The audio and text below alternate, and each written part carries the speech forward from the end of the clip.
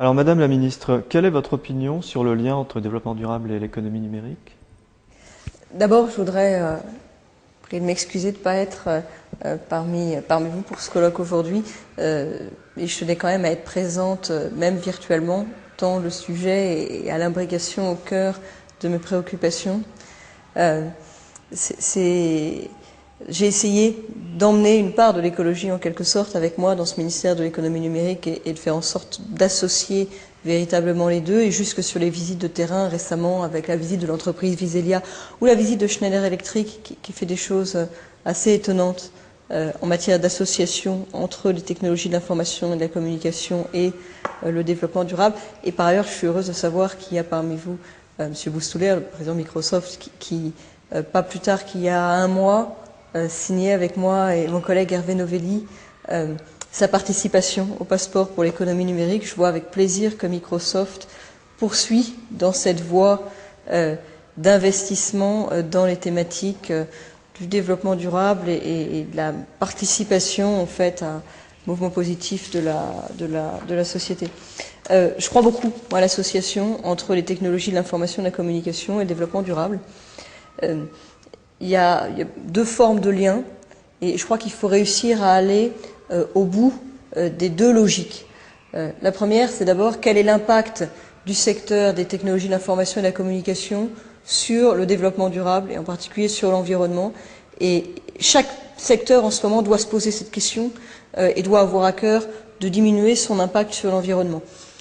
Et dans le secteur d'éthique, il y a du boulot, parce qu'en fait, pendant très longtemps, le secteur ne s'est pas trop posé cette question-là, parce qu'aussi il y a des structures d'achat ou de fabrication de certains équipements qui font que c'est pas forcément celui qui fabrique qui paye la facture énergétique. Je prends l'exemple, par exemple, à domicile de la box. C'est pas celui qui la fabrique et qui la vend qui paiera la facture, et la vente est en quelque sorte un petit peu liée. Et je crois que le secteur a vraiment des sources, des possibilités d'économie d'énergie absolument considérables. C'est d'ailleurs une source d'investissement et de recherche en ce moment. On le voit autour des data centers, de tous les centres de supply power qui font l'objet d'une recherche intense. Et puis, il y a le deuxième volet, et on aurait tort de s'intéresser seulement à l'impact du secteur sur l'environnement. Le deuxième volet, c'est comment ce secteur qui participe de la compétitivité de l'ensemble de l'économie peut aussi participer de la meilleure durabilité de l'ensemble de l'économie. Comment en fait les technologies de l'information et de la communication peuvent aider à réduire l'impact de l'ensemble de l'économie sur l'environnement. Et c'est possible. Il y avait un premier travail qui avait été fait conjointement par le Conseil général du développement durable et le Conseil général des technologies d'information l'an passé, qui démontrait que bien investi, une unité d'énergie investie dans l'économie numérique, ça pouvait permettre d'économiser 4 unités d'énergie dans le développement durable, dans les autres secteurs. Évidemment, ça se passe beaucoup en fait autour de l'économie d'électricité, du lissage de la charge, des réseaux intelligents, des compteurs intelligents. Je crois qu'il y a beaucoup à faire là pour l'environnement, pour la recherche et pour la compétitivité, parce que c'est un sujet qui se pose à nous, mais qui se pose à l'ensemble des pays du monde. Donc, il y a forcément des belles entreprises qui peuvent se créer là.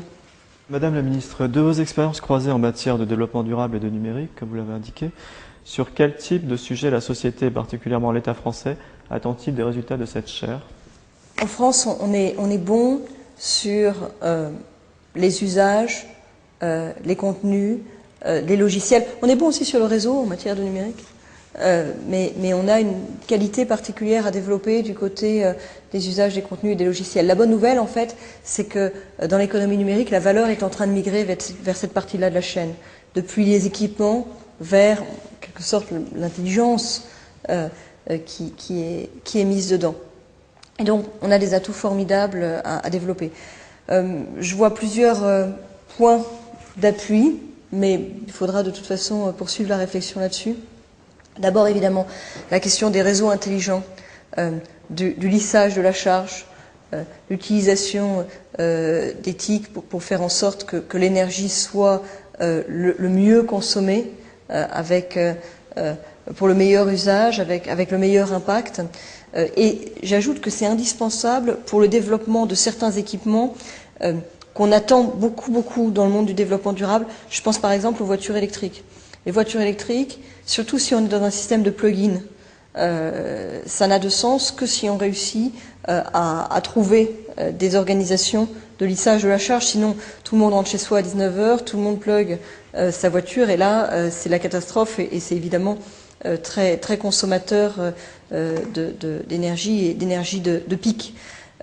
Donc il y a des usages, des équipements qui sont attendus par tout le monde du point de vue de l'environnement, qui en fait ne seront rendus possibles qu'avec une meilleure utilisation des technologies de l'information et de la communication. Il y a aussi tout ce qui est de l'ordre de la domotique, avec l'optimisation de l'énergie à l'intérieur de la maison, pas seulement de la maison d'ailleurs, à l'intérieur des grands ensembles, à l'intérieur des universités, à l'intérieur des offices HLM. Une société, Ergelis, est déjà issue de l'école polytechnique comme start-up, et notamment de ses capacités en matière d'optimisation.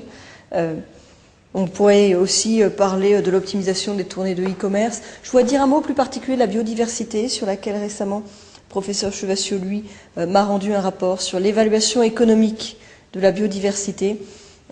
Quelle valeur peut-on donner à la nature pour mieux l'intégrer en amont de la décision concernant une infrastructure dans nos calculs, et éventuellement aussi pour pouvoir donner lieu à sanctions s'il y a eu une pollution ou quelque chose. C'est un sujet qui peut paraître un petit peu décentré par rapport à ce qu'on a dit, mais la chaire n'a pas vocation à être seulement sur l'énergie. Et la biodiversité est l'autre grande problématique globale à côté de la lutte contre le changement climatique. Elle est moins médiatisée, mais elle est certainement tout aussi importante. Ce serait intéressant que la chaire s'y investisse. Je voudrais vous demander comment vous percevez l'association d'une grande entreprise comme Microsoft et enfin d'un établissement public de recherche et d'enseignement, l'école polytechnique, pour la création d'une telle chaire.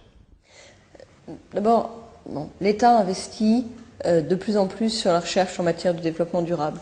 Le président de la République l'a annoncé dans la suite du Grenelle de l'environnement, c'est 1 milliard d'euros en plus sur 4 ans sur la recherche en matière de développement durable. Et comme il y a aussi plus d'argent du côté des universités, je pense par exemple aux 850 millions d'euros sur le plateau de Saclay du plan campus, il y a des moyens augmentés. Mais ce serait une erreur, je crois, d'arrêter le mouvement qui nous conduit à aller chercher les entreprises simplement du fait que l'État investit plus d'argent. Au contraire, on a de plus en plus besoin des entreprises aussi, bien sûr parce que c'est des moyens, donc tout ça c'est plus de moyens, mais aussi parce que c'est les meilleures chances de professionnalisation pour les étudiants, parce que c'est la possibilité d'avoir une recherche qui est plus directement interfacée avec les besoins, les demandes, les appels qui sont ceux de l'économie réelle, peut-être une recherche qui débouche plus rapidement vers des brevets, vers des start-up, vers une mise en œuvre très concrète pour le plus grand bénéfice à la fois de l'école, de la recherche et de l'économie.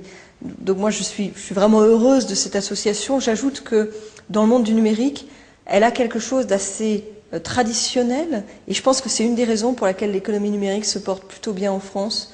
C'est une économie dans laquelle l'interface public-privé fonctionne bien, les co-investissements sont nombreux, ils sont nombreux dans les équipements pour augmenter la bande passante, par exemple dans tous les équipements haut débit. Ils seront nombreux dans le très haut débit et dans la fibre optique. Moi je suis en train de travailler à des nouveaux outils réglementaires pour pouvoir encore toujours mieux associer collectivités territoriales, entreprises privées et entreprises publiques. C'est un secteur dans lequel le partenariat a fait ses preuves et je pense que c'est moins traditionnel dans le secteur du développement durable et tout aussi indispensable et attendu. C'est un des sujets sur lesquels les deux regards en fait peuvent s'entrecroiser le mieux.